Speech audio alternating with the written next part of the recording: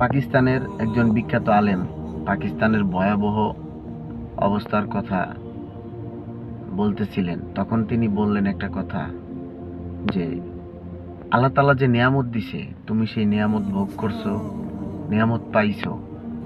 নিয়ামত পাওয়ার পরে তুমি আল্লাহ তাআলার শুকরিয়া আদায় করলে না, এবং মালিকের সন্তুষ্টির জন্য তুমি দান করলে না।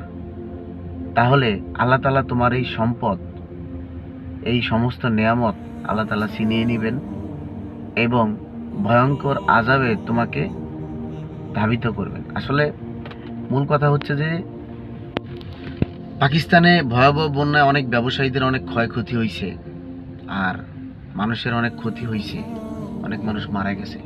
তবে আল্লাহ তাআলা যে নিয়ামত দিছে, সেই নিয়ামতের শুকরিয়া যদি কোনো বান্দা আদায় না করে, তাহলে তার অবস্থা খুবই ভয়ানক হবে। এতটাই ভয়ানক হবে যে কিনা সে তা কল্পনা করতে পারবেন।